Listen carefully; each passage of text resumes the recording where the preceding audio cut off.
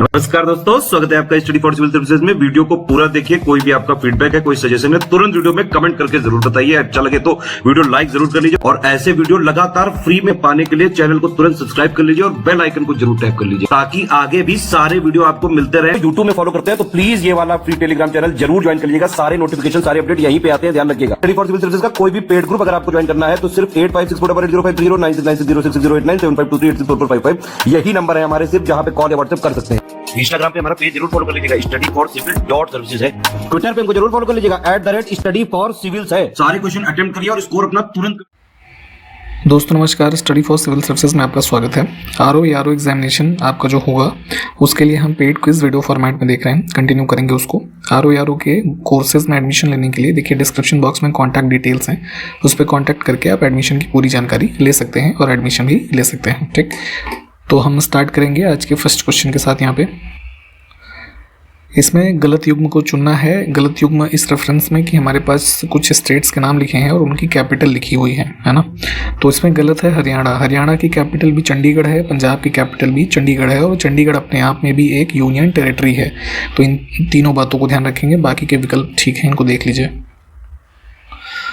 इसमें देखें बियाफो ग्लेशियर निम्नलिखित में से किस श्रेणी पर स्थित है। ठीक है, तो ये जो कुछ हमारे हिमालयन रीजन में काफ़ी पॉपुलर ग्लेशियर्स हैं, हिमनद पूछे जाते हैं। तो देखेंगे इसका आपका ये जो काराकोरम रेंज है इसमें स्थित है बियाफो ग्लेशियर। और एक नदी निकलती है इस रीजन में, शिगार, उसका जो मतलब वाटर का सोर्स है वो बियाफो और ये बाल्टोरो जो है, ये दो ग्लेशियर्स हैं, उनके पिघले हुए पानी से बनता है। ठीक है, और मैप में इसको देख लीजिएगा, जो बाल्टिस्तान का रीजन है और उसमें यूनियन टेरिटरी जो ऊपर है लद्दाख की, वहाँ ये स्थित है। ठीक, ऑप्शन हम इसमें से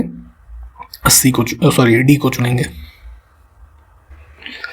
दो स्टेटमेंट फिर से है, सही को चुनना है। देखिए ये भी एक माउंटेनियस पास की बात हो रही है। ठीक है, खुंजराब पास जो है काराकोरम श्रेणी में स्थित एक उच्च पर्वतीय दर्रा है, ये बिल्कुल ठीक बात है। हिमालयन काराकोरम रेंज में स्थित है। खुंजराब दर्रा पाकिस्तान को चीन से जोड़ता है। ठीक, तो देखेंगे आप मैप पे, इसको चाहे तो देख लीजिएगा। पाकिस्तान का जो हुंजा प्रोविंस है, ठीक है, इसको और चाइना के ये जिंगजियांग प्रोविंस जो है इसको जोड़ता है। ठीक, तो दोनों करेक्ट है हमारे। देखिए इस तरह की चीज़ों को प्लीज़ एक बार मैप में देख लिया करिए। फिर से 3 स्टेटमेंट है, इसमें सही को देखना है। देखिए अब हमारे पेनिनसुलर इंडिया में हम देखेंगे तो जो हमारे पासेस हैं, जैसे हमने हिमालयन रीजन में देखा तो उसको दर्रा कहते हैं, ठीक है, पास कहते हैं। यहाँ पे उसको घाट कहा जाता है, ठीक है, मुख्य रूप से। तो भोरघाट दर्रा मुंबई और पुणे को जोड़ता है। पाल घाट केरल और तमिलनाडु से जोड़ता है। ठीक है, और सेन कोटा दर्रा तिरुवनंतपुरम और मदुरई की जो सिटी, ये भी बेसिकली केरल और तमिलनाडु के मध्य ही है ना, इनको जोड़ता है। तीनों ही सही है इसमें। फिर से 3 स्टेटमेंट है, सही को देखना है। देखिए वेस्टर्न इधर मतलब ऐसा समझिए, जो हमारा मालाबार कोस्ट के अलॉन्ग वेस्टर्न घाट आप देखते हैं, ठीक है, तो इसको सह्याद्री के नाम से, सह्याद्री श्रेणी के नाम से भी जाना जाता है। और वेस्टर्न घाट पूरा इटसेल्फ यूनेस्को में एक वर्ल्ड हेरिटेज साइट के रूप में भी रजिस्टर्ड है। और अनाईमुडी है ना, अनामुडी पूर्वी घाट की सबसे ऊंची चोटी है, तो ये गलत हो जाएगा। अनाईमुडी जो है ये वेस्टर्न घाट में देखेंगे तो सबसे ऊंचा है। पूर्वी घाट जो हमारा इधर ईस्ट कोस्ट पे है, इसकी सबसे ऊंची चोटी है महेंद्रगिरी, है ना। तो इन सब बातों को ध्यान रखेंगे, इसमें सिर्फ 1 और 2 सही है। इसमें देखें किस शहर में अलकनंदा और भागीरथी मिलकर के गंगा नदी बनाती हैं। तो गंगा नदी जहाँ से कह लीजिए स्ट्रीम उसकी स्टार्ट हो रही है, 2 नदियाँ आकर के मिलती हैं, अलकनंदा और भागीरथी। कहाँ पे? देवप्रयाग में। देवप्रयाग कहाँ पे है? एक नगर पंचायत है बेसिकली, ये जो टेहरी गढ़वाल डिस्ट्रिक्ट है उत्तराखंड का, वहाँ पे। ठीक, ऑप्शन सी को चुनेंगे। इसमें देखें भारत में प्रायद्वीपीय नदियों के जल का स्रोत क्या है। ठीक, 2 प्रकार की जैसे हम नदियाँ पढ़ते हैं इंडिया में, जैसे पहली हिमालयन रिवर्स हो गई, दूसरा हो गया पेनिनसुलर रिवर्स। ठीक, हिमालयन रिवर्स के जो सोर्सेज हैं वाटर के, वो क्या है? ग्लेशियर्स हैं मुख्य रूप से, और मानसून से जो रेनफॉल होती है ये।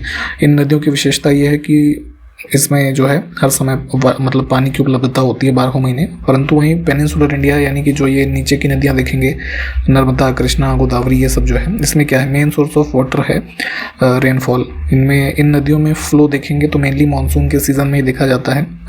मोस्ट ऑफ द टाइम इनका वाटर जो है वो स्टैगनेंट होगा।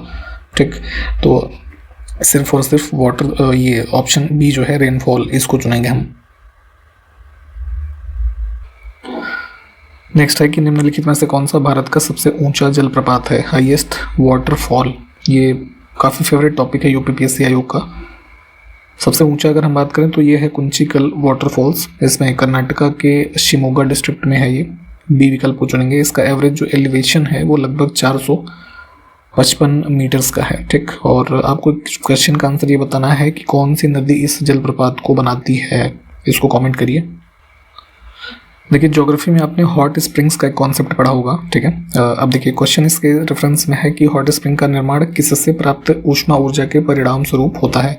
हॉट स्प्रिंग में मेनली क्या होता है कि पर्वतीय क्षेत्रों में मुख्य रूप से आप देखेंगे तो रॉक्स में ऐसे वाटर होता है जो काफ़ी ज़्यादा एकदम बॉइलिंग टेम्परेचर से भी बहुत ज़्यादा ऊंचा उसका टेम्परेचर होता है। तो ऐसा इसलिए होता है हॉट स्प्रिंग्स का निर्माण कि हमारी पृथ्वी की जो भूतापीय ऊर्जा है ना, इस वाले को देखिए, भूतापीय ऊर्जा से हीटेड जो रॉक्स हैं वहाँ पे इनका निर्माण होता है, ठीक। और मतलब ये डायरेक्ट कांटेक्ट में इनके आने से जो है ह्यूमन जो इंजरी भी हो सकती है, ठीक है। तो सिर्फ पहला सही है, ये बाकी के दो गलत हैं, ठीक। ऑप्शन डी को चुनेंगे, ओनली 1। अब देखिए एक इम्पॉर्टेंट मिनरल माइका जो होता है अभ्रक, इसकी खानें व्यापक रूप से किस जिले में पाई जाती हैं। तो यहाँ पे जो जिले लिखे हैं ये झारखंड राज्य में है, जिसमें गिरिडीह, कोडरमा इसमें पाई जाती है। दुमका में नहीं है अभ्रक की मायने, ठीक है। गिरिडीह, कोडरमा, इसके अलावा जैसे ये रांची, धनबाद, ठीक है, गया, ये सब जो इम्पोर्टेंट डिस्ट्रिक्ट्स हैं यहाँ पे ये माइंस पाई जाती हैं माइका की। अन्य जो राज्य हैं जहाँ पे ज़्यादातर हमारे माइंस पाई जाते हैं माइका के, वो जैसे आंध्र प्रदेश, राजस्थान, इधर आपका बिहार में जैसे भागलपुर में पाया जाता है। इन चीज़ों को ध्यान रखेंगे। अब देखें इसमें से कौन सी खनिज की खदानें मध्य प्रदेश राज्य में पाई जाती हैं। तो मध्य प्रदेश में देखेंगे तो काफ़ी सारे हमारे ये मिनरल्स पाए जाते हैं, जिसमें से बॉक्साइट, कॉपर, डायमंड के लिए जैसे पन्ना वगैरह फेमस है ना, लाइमस्टोन, कोयला, डोलोमाइट, सारे ही पाए जाते हैं। आगे है उष्णकटिबंधीय नम पर्णपाती वन के बारे में सही कथन देखना है। इनको आप इंग्लिश में ट्रॉपिकल मॉइस्ट डेसिडुअस फॉरेस्ट कहते हैं, ठीक है। तो इनका दूसरा नाम है मानसून फॉरेस्ट, या फिर ये हिंदी में मानसूनी वन भी इनको कह सकते हैं। ये बिल्कुल ठीक है। 70 से 200 सेंटीमीटर के बीच वर्षा प्राप्त करने वाले क्षेत्र जो भारत में है वहाँ पे इनकी उपस्थिति होती है। ये भी इनके फीचर हैं, सही है बिल्कुल। दोनों स्टेटमेंट हमारे करेक्ट हो जाएंगे। यहाँ पे विश्व बैंक के बारे में 2 स्टेटमेंट है, कौन सा गलत है, गलत या सही क्या पूछा गया, बहुत ध्यान से देखा करिए। तो देखिए विश्व बैंक को पहले जो है पुनर्निर्माण और विकास के लिए अंतर्राष्ट्रीय बैंक के रूप में जाना जाता था, ठीक है। ये कथन बिल्कुल ठीक है। IBRD कहते थे, international bank of reconstruction and development, और इसकी स्थापना 1944 में ब्रेटन वुड्स सम्मेलन के द्वारा की गई थी। तो ये वाला भी ठीक है। वर्तमान में देखेंगे तो जो कुल इसके सदस्य हैं 189 हैं, और इसका मुख्यालय ध्यान दीजिएगा वॉशिंगटन DC में है, ठीक है, US में। और वर्तमान में जो अध्यक्ष हैं डेविड मालपास। सब कुछ इसमें सही है, गलत कुछ भी नहीं है।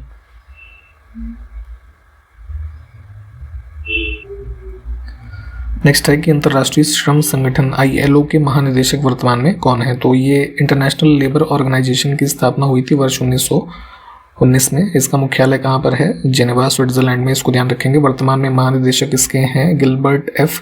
होंगबो, ऑप्शन C, ठीक है। और जो है ये इसके सदस्यों की अगर हम बात करें तो लगभग 187 सदस्य हैं वर्तमान में।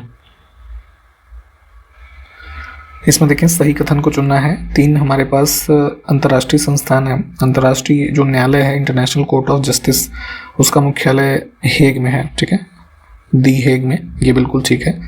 अभी श्रम संगठन का मुख्यालय हमने जिनेवा आपको बताया था। यूनेस्को का मुख्यालय न्यूयॉर्क में नहीं है, ये गलत है। ये है आपका पेरिस में, ठीक है, फ्रांस। तो पहला और दूसरा सही होगा बस। नेक्स्ट है कि अंतर्राष्ट्रीय जो ये क्रिकेट परिषद है, इंटरनेशनल क्रिकेट काउंसिल ICC, जो इंटरनेशनल लेवल पे जो क्रिकेट वगैरह का आयोजन करते हैं, तो क्रिकेट की अंतर्राष्ट्रीय शासी निकाय है ये, यहाँ पे लिखा है। इसकी स्थापना किस वर्ष में की गई थी ये बताना है, ठीक। तो ये किया गया था जून 1909 में। ऑप्शन B करेक्ट हो जाएगा।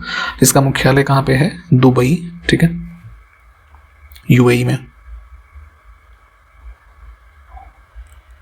इसमें देखें IUCN द्वारा प्रकाशित रेड डेटा बुक में निम्न की सूची होती है। तो international union for conservation of nature, है ना, एक ये समूह है, नेचुरल रिसोर्सेज करके पूरा नाम होता है। तो ये रेड डेटा बुक एक प्रकाशित करते हैं जिसमें जो पौधे और पशु प्रजातियां जो संकटग्रस्त हैं सिर्फ वो शामिल होते हैं। ठीक है, यहाँ पे जैसे ऑप्शन ए में लिखा है कि जैव विविधता हॉटस्पॉट में मौजूद स्थानिक पौधे और पशु प्रजातियां, ये सब नहीं होते। ठीक, ऑप्शन सिर्फ दूसरा करेक्ट होगा। इसमें जैसे कैटेगरीज होती हैं कई सारी, जो यहाँ पे संकटग्रस्त पौधे या पशु प्रजातियां हैं उसकी कई सारी कैटेगरी, जैसे ये threatened, vulnerable, endangered, critically endangered, है ना, एक्सटिंक्ट, ये सारी बहुत सारी कैटेगरीज होती हैं, करीब 8-9, तो इनकी सूची होती है।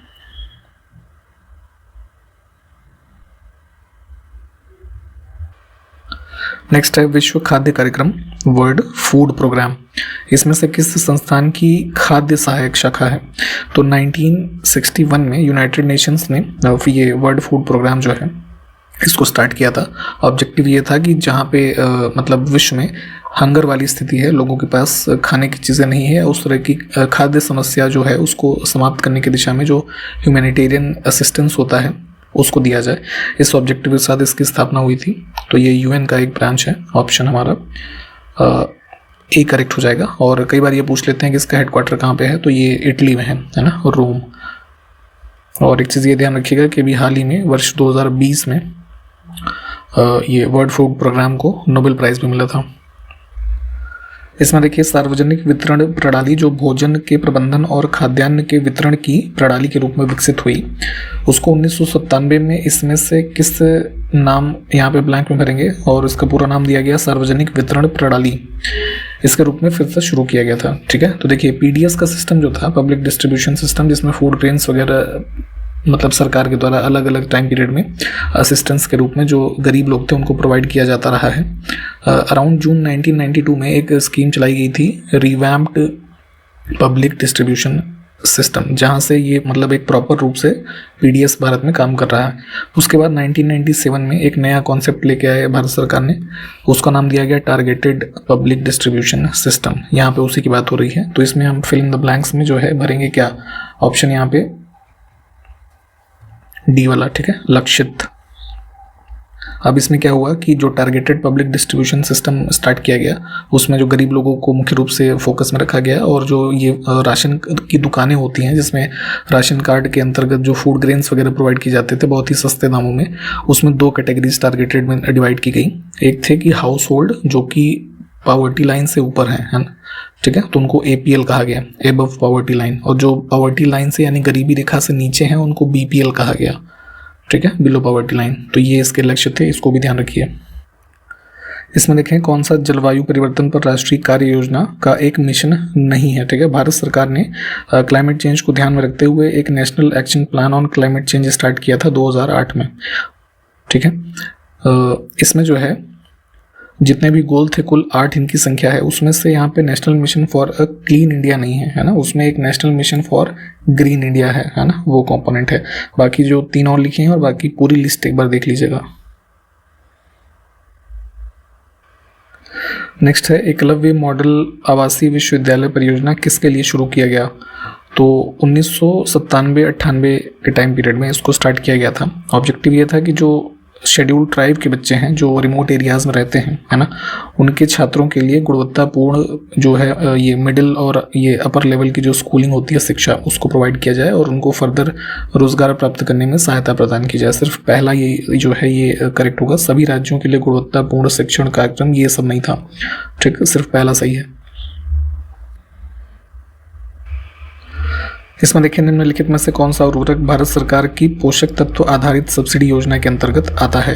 तो वर्ष 2010 में, अप्रैल 2010 से न्यूट्रिएंट बेस्ड सब्सिडी जो डिपार्टमेंट ऑफ ये फर्टिलाइज़र है ये चला रहे हैं, जिसमें फिक्स रेट ऑफ सब्सिडी जो है पर केजी के हिसाब से अनाउंस की जाती है। जो हमारे फर्टिलाइजर्स होते हैं, नाइट्रोजन बेस, फॉस्फेट बेस और पोटास बेस और एक सल्फर बेस, है ना, इन 4 पे मिलता है। तो उसमें पूछना है कि यहाँ पे चूंकि जो ऑप्शंस लिखे हुए हैं सब फॉस्फेटिक ऑप्शंस लिखे हुए हैं, तो इन सब पे तो खैर मिलेगा ही, है ना। तीसरे ये 1, 2, 3 तीनों ऑप्शन को चुन लेंगे। एक बार इसके बारे में थोड़ा डिटेल में और देख लीजिएगा।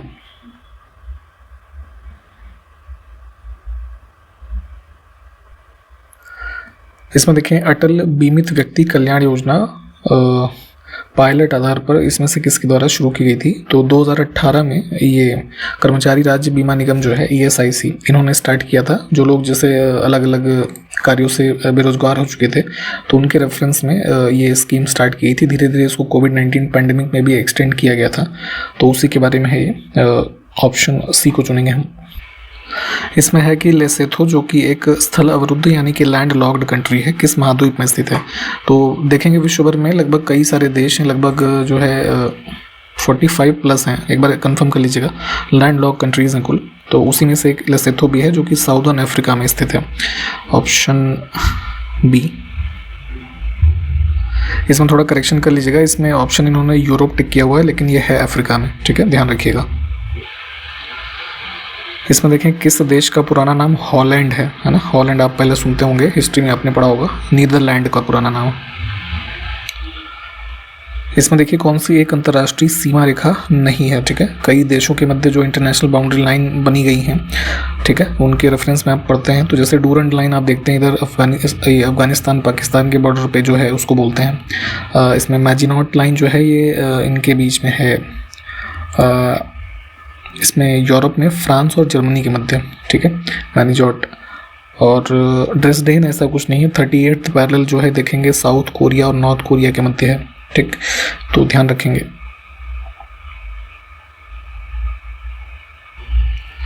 अब इसमें सही युग में चुनना है। कुछ देशों के कुछ चर्चित नाम है ना, वहाँ पे उस चीज़ की अधिकता होने के कारण। तो जैसे नदियों का देश बांग्लादेश को कहते हैं, नहरों का देश पाकिस्तान है, काफ़ी सारी नहरें यहाँ पे हैं जो सिंचाई में मुख्य रूप से इस्तेमाल होती हैं। और विश्व की चीनी का कटोरा कहा जाता है क्यूबा को, है ना, ये वहाँ लैटिन अमेरिकन कंट्री है, ब्राज़ील नहीं है।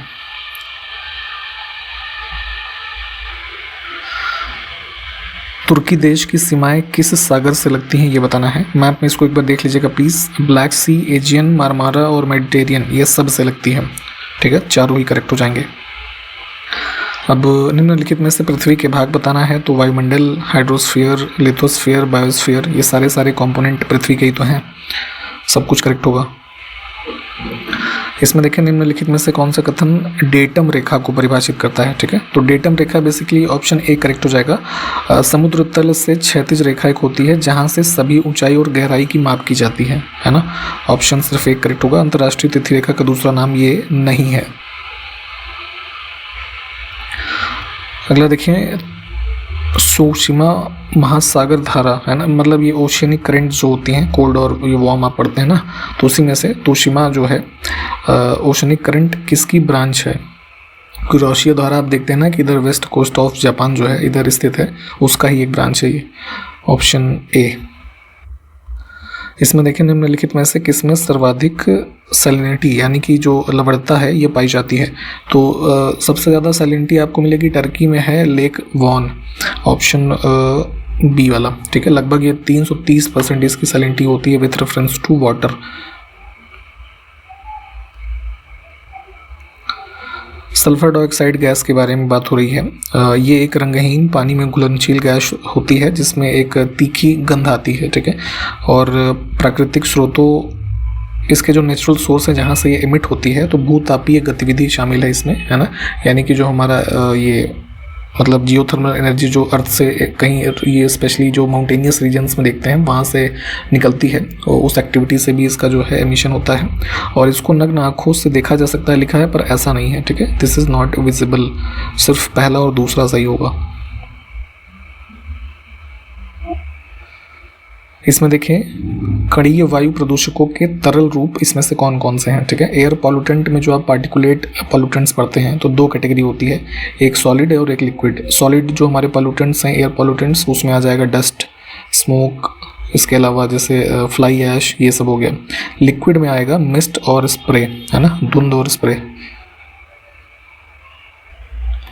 इसमें देखिए हाइड्रोकार्बन का प्राकृतिक स्रोत क्या है, ठीक। हाइड्रोकार्बन को जैसे जब आप एक डेफिनेशन के रूप में पढ़ते हैं तो क्या होता है ये कि जो हाईली ये मतलब इसमें ज्वलनशीलता, इसे हिंदी में समझे तो बहुत ज़्यादा होती है। इसके जलने पे प्रोडक्ट मतलब जो इसके प्रोडक्ट्स प्रोड्यूस होते हैं कार्बन डाइऑक्साइड, वाटर और हीट, ठीक, इस रूप में आप ये हाइड्रोकार्बन को जानते हैं। ठीक, तो सबसे highly effective source of fuel के रूप में माना जाता है हाइड्रोकार्बन। इसके अलग अलग एग्जांपल्स जो आप देखते हैं डे टू डे लाइफ में।